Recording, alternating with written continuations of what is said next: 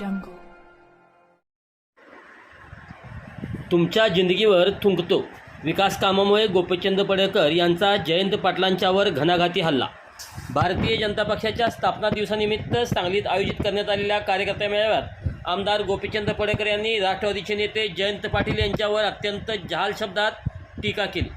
इतकी वर्षे मंत्री असूनही तुम्हाला सांगलीत एक रस्ता नीट करता आला नाही. तुमच्या जिंदगीवर मी थुंकतो अशा शब्दात पडळकर यांनी पाटीलांना लक्ष केलं. ईश्वरपूर सांगली हा रस्ता तुमच्या काळात झाला नाही, तो आमच्या भाजप सरकारच्या काळात पूर्ण झाला असे म्हणत त्यांनी विकास कामांच्या मुद्द्यावरून विरोधकांना घेरले. सांगली कृषी उत्पन्न बाजार समितीवर सध्या प्रशासकांची नियुक्ती करण्यात आली आहे. यावरून भाष्य करताना पडळकर यांनी इशारा दिला की तुमच्या लुटीची सर्व साधने आता आम्ही बंद पाडू आणि कोणालाही भ्रष्टाचार करू देणार नाही. तसेच सांगली जिल्हा परिषदेत भाजपची सत्ता आली नाही याचे दुःख मानण्याचे कारण आहे, कारण राज्याचे मुख्यमंत्री आणि जिल्ह्याचे पालकमंत्री भाजपचेच आहेत असे सांगत त्यांनी कार्यकर्त्यांना दिलासा दिला. यावेळी बोलताना पडळकर यांनी भविष्यातील राजकीय राजनीती ही स्पष्ट केली. 2029च्या लोकसभा निवडणुकीत सांगली आणि हातकणंगले या दोन्ही मतदारसंघामध्ये भाजपचाच खासदार असला पाहिजे असा निर्धार व्यक्त करत त्यांनी कार्यकर्त्यांना आत्तापासूनच तयारीला लागण्याचे आदेश दिले आहेत.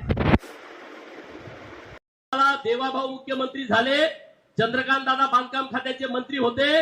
आज जे डांबरी रस्ते महाराष्ट्रामध्ये दिसत आहेत याचं सगळं श्रेय भारतीय जनता पार्टी आणि शिवसेनेच्या सरकारला जातंय. मित्रांनो, सांगलीला यायला किती वेळ लागत होता? नागज फाट्यावर ना जतचे माझे सगळे सहकारी मित्र आहेत, जत मधून सांगलीला यायला किती वेळ लागत होता? आज किती वेळात जातोय? मी इथून निघाल्यानंतर 1 तासामध्ये जत मध्ये जातो. इथून 1-1.5 तास फक्त मिरज मधून निघाल्याच्या नंतर नागज फाट्यावरती जायला लागत होता.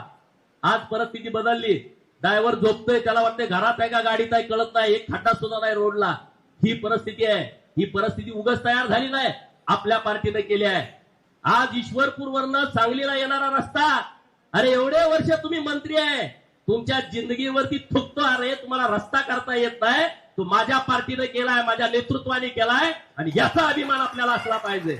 दादा रस्ता तुम्ही करू शकत नाही, बदल काय करणार आहे? आणि म्हणून दादांच्या नेतृत्वामध्ये आज आपली जिल्हा परिषद केली असेल. काही चिंता करू नका, आपले पालकमंत्री आहेत, आपले मुख्यमंत्री आहेत, चिंता करू नका, तुमचं कुठलंच काम थांबणार नाही. आज दादांच्या नेतृत्वामध्ये माननीय देवाभाऊंच्या आदेशानं आणि जयकुमार रावल साहेबांनी सांगली मार्केट कमिटीचं विभाजन करून टाकलंय. सांगली वेगळं, कवठे मंकाळ वेगळं, जत वेगळं. आज प्रशासक आलाय या मार्केट कमिटीवरती. तुम्ही आम्हाला काय असं समजता काय? जे तुमची लुटीची सगळी केंद्र आहे ती बंद करण्याची ताकद भारतीय जनता पार्टीमध्ये आहे. आम्ही कुणाला खाऊ देणार नाही. नरेंद्र मोदी साहेबांचं वाक्यच आहे, न खाऊंगा न खाणे दूंगा. हे तडफडतेत कशामुळं? हे तडफडतेत ह्यांना सत्ता, सत्तेतून पैसा, पैशातून परत सत्ता. हे